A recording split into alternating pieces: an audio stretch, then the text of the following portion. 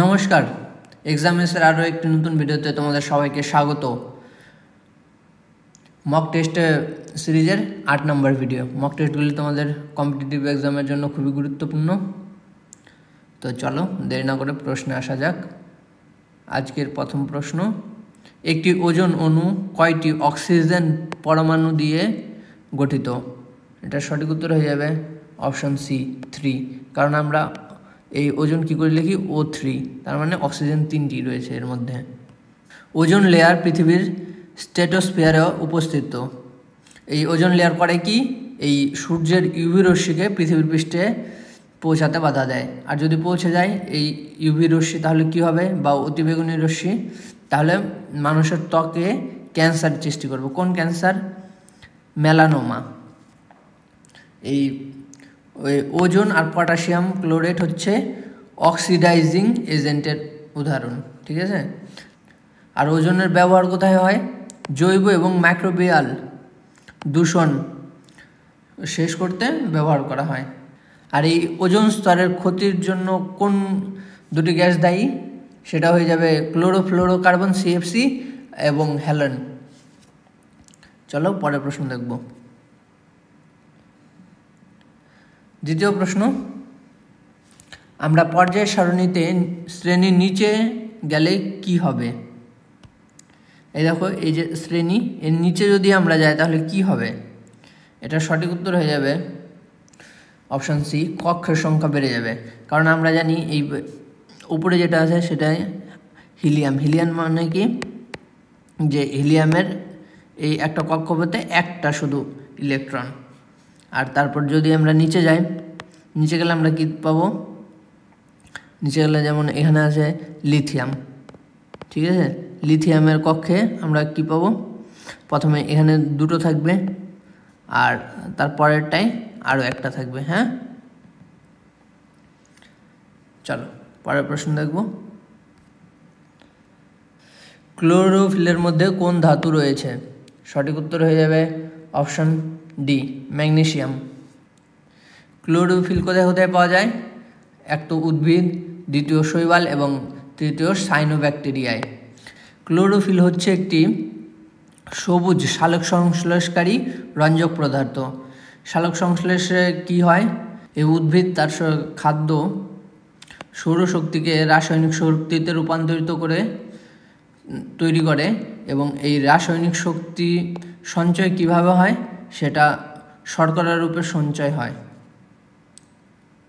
চলো পরের প্রশ্ন দেখব। সিঙ্গলীলা জাতীয় উদ্যান কোন রাজ্যে অবস্থিত? এটা সঠিক উত্তর হয়ে যাবে অপশন এ, পশ্চিমবঙ্গ। পশ্চিমবঙ্গে মোট 6টি জাতীয় উদ্যান রয়েছে। হ্যাঁ, সেগুলি কি? এই এক হচ্ছে জলদাপাড়া বন্য প্রাণী অভয়ারণ্য, তারপর গরুমারা, বক্সা, সুন্দরবন টাইগার রিজার্ভ আর নেওড়া ভ্যালি জাতীয় উদ্যান, আর একটা হয়ে যাবে আমাদের এই সিঙ্গলীলা জাতীয় উদ্যান। তার মধ্যে এই বক্সা আর এই সুন্দরবন হচ্ছে টাইগার রিজার্ভ। হ্যাঁ, যদিও এখানে টাইগার রিজার্ভ আছে, এখানে লেখা নেই, এটা হয়ে যাবে টাইগার রিজার্ভ। আর পশ্চিমবঙ্গের কোন জেলায় অবস্থিত এই সিঙ্গলীলা? এটা হয়ে যাবে দার্জিলিং।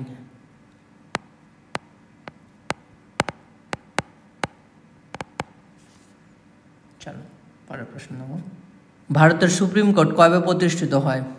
খুবই সহজ, সঠিক উত্তর হয়ে যাবে অপশন এ, 26শে জানুয়ারি 1950। আর এই 28 জানুয়ারি 1950 হচ্ছে প্রথম কাজ হয়। প্রথম চিফ জাস্টিস কে ছিলেন? সেটা হয়ে যাবে হরিলাল জেকিসুন্দাস কানিয়া। আর বর্তমান প্রধান বিচারপতি কে? সেটা হয়ে যাবে সঞ্জীব খান্না। তিনি কত নম্বর? 51 নম্বর। এই সুপ্রিম কোর্টের প্রধান বিচারপতির অবসর প্রাপ্ত বয়স কত? সেটা হয়ে যাবে 65 বছর। ভারতের সংবিধানে 124 নম্বর অনুচ্ছেদে সুপ্রিম কোর্টের যাবতীয় বিষয় নিয়ে আলোচনা করা হয়েছে। চলো পরের প্রশ্ন দেখব। কোন শহরে অলকনন্দা এবং ভাগীরথী নদী মিলিত হয়ে গঙ্গা নদী তৈরি করে? এটা সঠিক উত্তর হয়ে যাবে অপশন ডি, দেবপ্রয়াগ।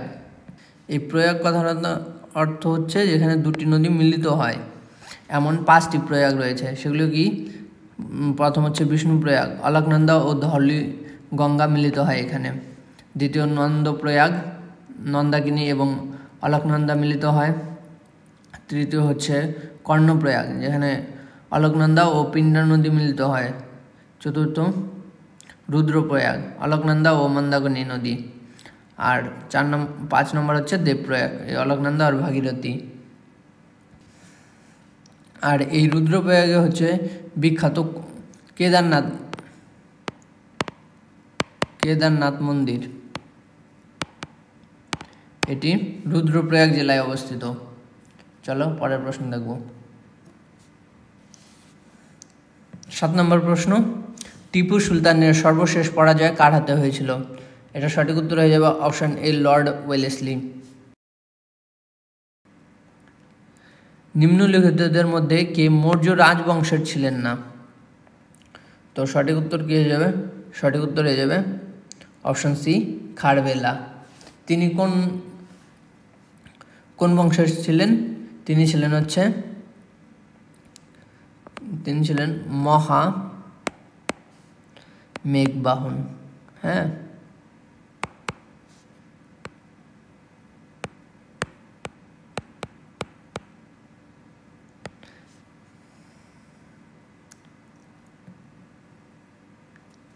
আর এই বৃহদ্রথ ছিল হচ্ছে মৌর্য রাজবংশের শেষ সম্রাট।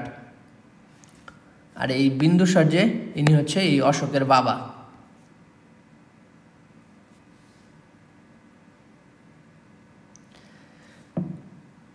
বেসামরিক পুরস্কারগুলোকে গুরুত্বের ঊর্ধ্বমুখী ক্রমে সাজান। ঊর্ধ্বমুখী মানে কি? সোজা কথা বলা যায়, ছোট থেকে বড় সাজাও। ঠিক আছে, তাহলে সব থেকে বড় কি? বড় বেসামরিক সম্মান কোনটি? সেটা হবে ভারতরত্ন। তো ছোট থেকে বড় সাজালে শেষ হওয়া দরকার ভারতরত্ন, তো অপশন বি তো হবে না। তারপর কি? তারপর হচ্ছে পদ্মবিভূষণ। তাহলে ভারতরত্নের পরে পদ্মবিভূষণ কোথায় আছে? সেটা হয়ে যাবে অপশন সি। তো রাইট অ্যান্সার হয়ে গেল আমাদের অপশন সি। এটা হচ্ছে ফার্স্ট হাইয়েস্ট। হ্যাঁ, আর দ্বিতীয় হচ্ছে পদ্মবিভূষণ, তৃতীয় হচ্ছে পদ্মভূষণ, চতুর্থ হচ্ছে পদ্মশ্রী। এই অ্যাওয়ার্ডগুলি কোথায় দেওয়া হয়? এই অ্যাওয়ার্ডগুলি দেওয়া হচ্ছে রাষ্ট্রপতি ভবনে। চলো পরের প্রশ্ন দেখব। যখন রপ্তানি আমদানিকে ছাড়িয়ে যায় তখন কি ঘটে? তখন ঘটে হচ্ছে বাণিজ্য উদ্বৃত্তি বা ট্রেড সারপ্লাস। এই বর্তমান হিসাব ঘাটতি কি এখানে দেওয়া আছে, আর এই রাজস্ব ঘাটতিও দেওয়া আছে, তোমরা একবার দেখে নিও। চলো পরের প্রশ্ন দেখি। 11 নম্বর প্রশ্ন, ক্রান্তীয় চিরসবুজ বন সম্পর্কে নিচের কোন বিবৃতিটি সঠিক? এই বনগুলিকে রেন ফরেস্টও বলা হয়। হ্যাঁ, আর এই ঘন বনগুলি বিষুবরেখার কাছাকাছি অঞ্চলে অবস্থিত, এটাও ঠিক। তাহলে সঠিক উত্তর হয়ে যাবে অপশন সি, এ এবং বি উভয়ই ঠিক। 12 নম্বর প্রশ্ন, মহাত্মা গান্ধী সিরিজের 20 টাকার নোটের পেছনে কোন ছবি আছে? এটা সঠিক উত্তর হয়ে যাবে অপশন বি, ইলোরা গুহা। এই আগের দিন আমরা ইলোরা গুহা থেকে কী পড়েছিলাম? এই ইলোরা গুহাতে রয়েছে রাবণের কৈলাস নারায়ণর মূর্তি। কত নম্বর গুহায়? 16 নম্বর গুহায়। এই ইলোরাতে টোটাল কয়টি গুহা রয়েছে? সেটা হয়ে যাবে 34টি। ঠিক আছে, আর ইলোরা গুহায় কী কী আছে? হিন্দু, বৌদ্ধ এবং জৈন ধর্মের স্মৃতিস্তম্ভ। চলো পরের প্রশ্ন দেখি। কোন রাজ্য সরকার পার্ক প্রকল্প চালু করেছে? এটা সঠিক উত্তর হয়ে যাবে অপশন ডি, মধ্যপ্রদেশ। পার্থের ফুল ফর্ম কি? সেটা হচ্ছে police army recruitment training and Hunar. চলো পরের প্রশ্ন দেখি। কোন দুটি ভারতীয় শহর সম্প্রতি রামসার কনভেনশনের অধীনে স্বীকৃত জলাভূমি শহরের তালিকায় যোগ দিয়েছে? এটার সঠিক উত্তর হয়ে যাবে অপশন ডি উদয়পুর এবং ইন্দোর। ভারতের প্রথম রামসার সাইট কোনটি ছিল? সেটা হচ্ছে উড়িষ্যা থেকে চিল্কা হ্রদ এবং রাজস্থান থেকে কেওলাদিও জাতীয় উদ্যান। আর ভারতের সবচেয়ে বেশি সংখ্যক রামসার সাইট কোন রাজ্যে রয়েছে? সেটি হয়ে যাবে তামিলনাড়ু। কয়টি? 16টি। রামসার সাইট হিসেবে স্বীকৃত ভারতের সবচেয়ে ছোট জলাভূমি কোন রাজ্যে অবস্থিত? সেটা হয়ে যাবে হিমাচল প্রদেশ। কোনটা? রেণুকা জলাভূমি। এর আয়তন মাত্র 20 হেক্টর। চলো পরের প্রশ্ন দেখি। ভারতের সমুদ্রের ওপর প্রথম কাচের সেতু কোন স্থানে উদ্বোধন করা হয়েছে? এটার সঠিক উত্তর হয়ে যাবে অপশন বি কন্যাকুমারী। এই ফুট ওভার ব্রিজটি বিবেকানন্দ মেমোরিয়াল এবং তিরুবুল্লর মূর্তিকে সংযুক্ত করেছে। মানবদেহের কোন অঙ্গ ভারসাম্য বজায় রাখতে সহায়তা করে? সঠিক উত্তর হয়ে যাবে অপশন সি কর্ণ বা কান। আর হচ্ছে এই যকৃৎ, আমরা আগের দিন কি পড়েছিলাম যকৃৎ থেকে, যে যকৃৎ নিজে নিজে পুনরুৎপন্ন হতে পারে।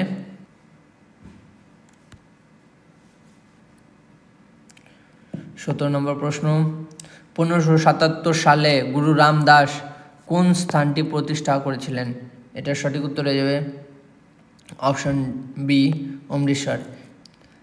এই অমৃতসরে অবস্থিত স্বর্ণ মন্দির বা গোল্ডেন টেম্পল, যা শ্রী হরমন্দির সাহেব নামেও পরিচিত, সেটি অবস্থিত। এটি গুরু রামদাস এবং গুরু অর্জুন দেব দ্বারা প্রতিষ্ঠিত।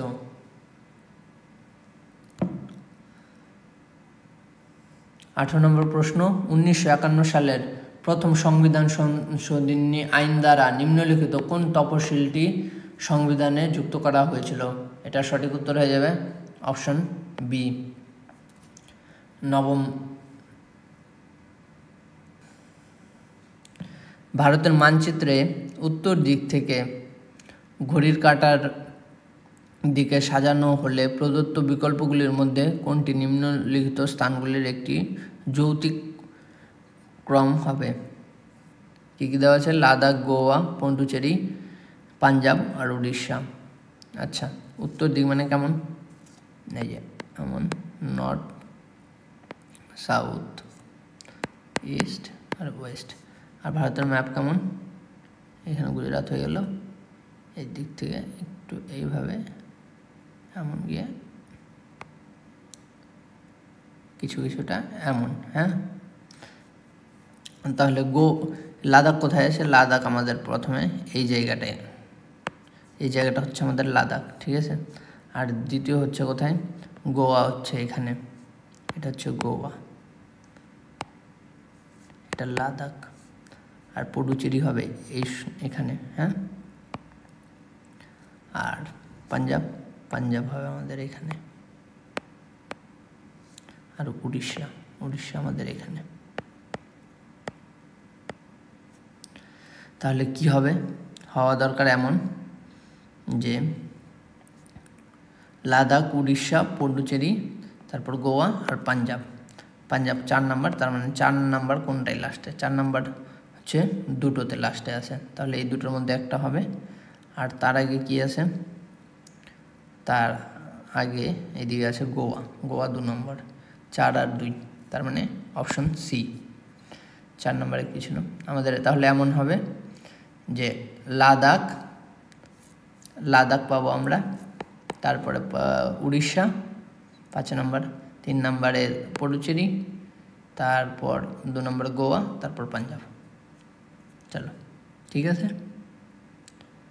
ঘড়ির কাঁটা মানে এই ঘড়ির কাঁটা কী করে চলে? এইভাবেই তো চলে, তাই না? এইভাবেই তো চলে ঘড়ির কাঁটা।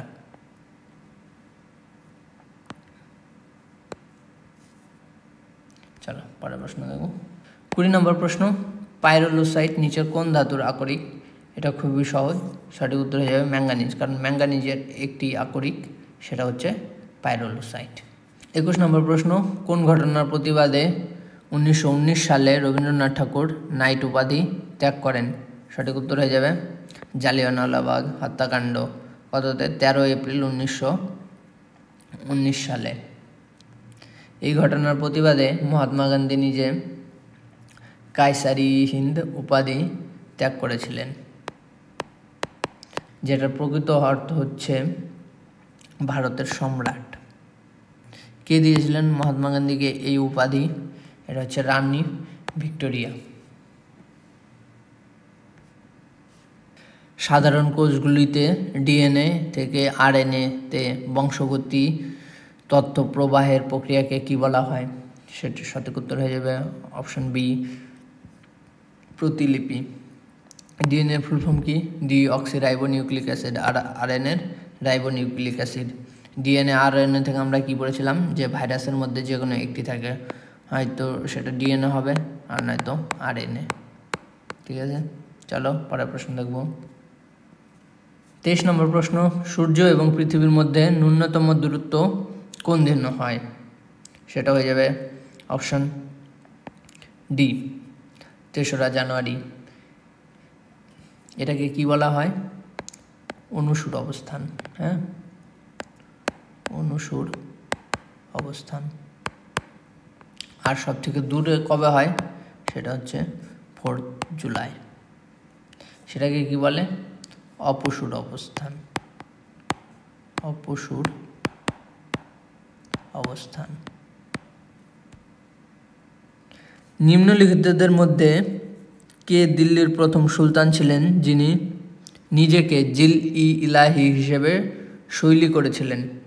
সেটা সঠিক উত্তর হয়ে যাবে অপশন ডি, বলবন, গিয়াসউদ্দিন বলবন।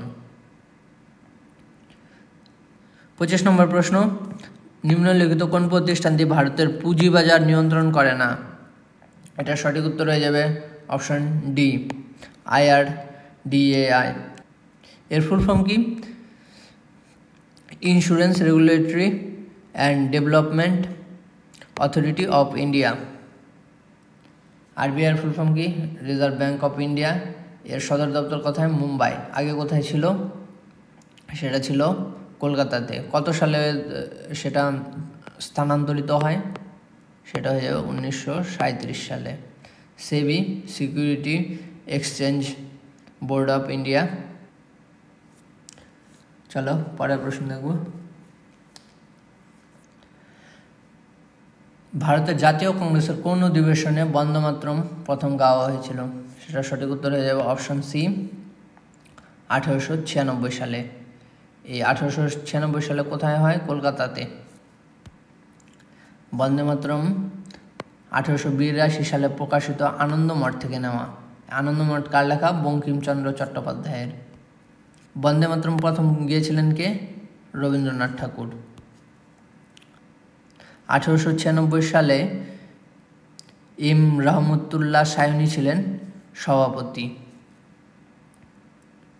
আর প্রথম মহিলা সভাপতি ছিলেন হচ্ছে অ্যানি বেসান্ত। আর প্রথম সভাপতি এই কংগ্রেস অধিবেশনে সেটা হয়ে যাবে উমেশচন্দ্র ব্যানার্জি 1885 সালে মুম্বাইতে। চলো পরের প্রশ্ন দেখব। ব্রহ্মপুত্র নদকে তিব্বতে সাংপো বলা হয়, এটিকে বাংলাদেশে কি বলা হয়? সঠিক উত্তর হয়ে যাবে অপশন ডি, যমুনা। 28 নম্বর প্রশ্ন, ভিটিকালচার কোন চাষের সাথে যুক্ত? সঠিক উত্তর হয়ে যাবে অপশন ডি, আঙ্গুর। ভারতের সর্বপ্রাচীন পর্বতমালা হলো আরাবলী। আরাবলী একটি ভঙ্গিল পর্বতের উদাহরণ। আরাবলীর সর্বোচ্চ শিখর কি? গুরু শিখর। এটি 3টি রাজ্য এবং একটি কেন্দ্রশাসিত অঞ্চল জুড়ে বিস্তৃত। চলো পরের প্রশ্ন। আবহাওয়া মানচিত্রে শক্তিশালী চাপের গ্রেডিয়েন্ট কিভাবে দেখানো হয়? শক্তিশালী চাপের গ্রেডিয়েন্ট বলতে আমরা কি বুঝি? যে একটা নির্দিষ্ট দূরত্বে বায়ুমণ্ডলীয় চাপের পরিবর্তনের হার। ঠিক আছে, এটা সঠিক উত্তর হয়ে যাবে অপশন এ, ঘনিষ্ঠভাবে ব্যবধানযুক্ত আইসোবার। এই আইসোবার কিসের জন্য ব্যবহার করা হয়? আইসোবার ব্যবহার হয় হচ্ছে ওয়েদার প্রেডিকশনের জন্য, ঠিক আছে। আর এই চাপের সাথে হচ্ছে টেম্পারেচারের ইনভার্স রিলেশনশিপ, ঠিক আছে। ক্লাসটি তোমাদের কেমন লাগলো জানাও কমেন্টে। আজকের জন্য এখানেই শেষ, চলো দেখা হচ্ছে পরের কোনো ভিডিওতে। Thank you.